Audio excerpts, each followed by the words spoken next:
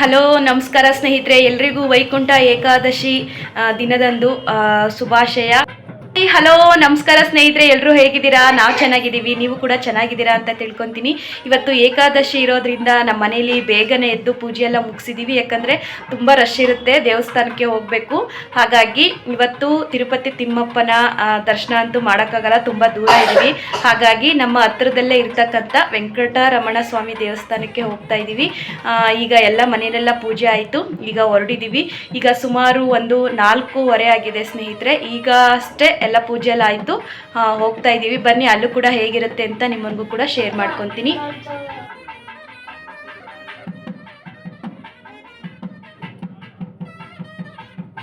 ಸ್ನೇಹಿತರೆ, ಮನೆಯಲ್ಲೆಲ್ಲ ಪೂಜೆ ಆಗಿದೆ.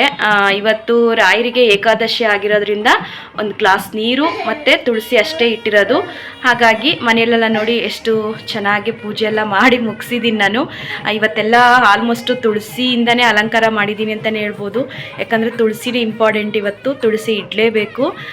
ವೈಕುಂಠ ಏಕಾದಶಿ ಆಗಿರೋದ್ರಿಂದ ವೆಂಕಟರಮಣ ಸ್ವಾಮಿಗೆ, ತಿಮ್ಮಪ್ಪನಿಗೆ ತುಳಸಿನೇ ಪ್ರಿಯ. ಹಾಗಾಗಿ ತುಳಸಿ ಎಲ್ಲ ಇಟ್ಟು ಮನೆಯಲ್ಲೆಲ್ಲ ಪೂಜೆ ಮಾಡಿ ಮುಗಿಸಿದ್ದೀನಿ. ಈಗ ಹೊರಡ್ತಾ ಇದ್ದೀವಿ.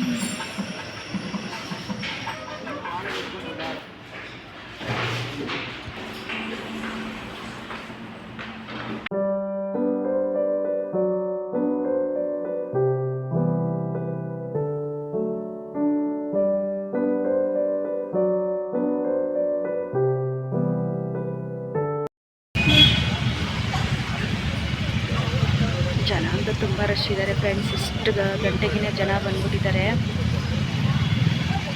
ಇರ್ಬೋದು.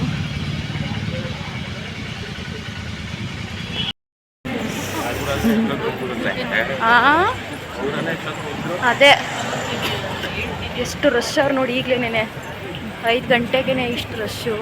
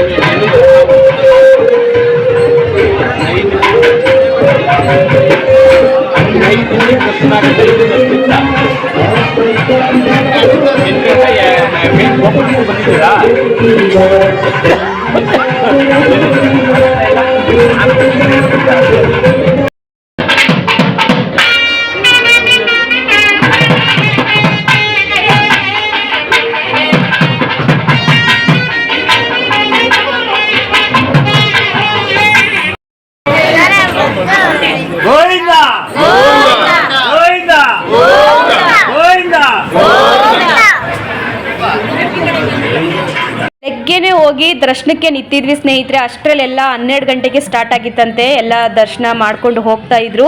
ಅವರು ಕೂಡ ಅಷ್ಟೇ ಹೇಳ್ತಾ ಇದ್ರು, ನಾವು ಆಗ ಬಂದಿದ್ದಕ್ಕೆ ಇವಾಗ ಹೋಗ್ತಾ ಇದ್ದೀವಿ ಹಾಗೆ ಹೀಗೆ ಅಂತ. ಇನ್ನು ನಮ್ಮ ಕತೆ ಹೆಂಗಪ್ಪ ಅಂತ ಯೋಚನೆ ಮಾಡ್ತಾ ಇದ್ವಿ. ಬಟ್ ಆದರೂ ಪರವಾಗಿಲ್ಲ, ಬಂದಿದ್ದೀವಿ, ದೇವ್ರ ದರ್ಶನ ಮಾಡಿಕೊಂಡೇ ಹೋಗೋಣ ಅಂತ ಕ್ಯೂ ಅಲ್ಲಿ ನಿಂತ್ವಿ. ಫೈನಲಿ ನೋಡಿ, ಇದು ವೈಕುಂಠ ದ್ವಾರ ಇದೆ. ಇಂಪಾರ್ಟೆಂಟು, ವೈಕುಂಠ ಏಕಾದಶಿ ದಿನ ವರ್ಷಕ್ಕೆ ಒಂದೇ ಸಾರಿ ಈ ಬಾಗಿಲನ್ನು ಓಪನ್ ಮಾಡೋದು. ನಾವು ಕೂಡ ಅಷ್ಟೇ ಗೋವಿಂದನ ಪಾದನ ಫಸ್ಟ್ ನೋಡಬೇಕು ಅಂತ ಹೇಳ್ತಾರೆ, ಆಮೇಲೆ ಗೋವಿಂದ ಸ್ವಾಮಿನ ನೋಡಬೇಕು ಅಂತ ಹೇಳ್ತಾರೆ.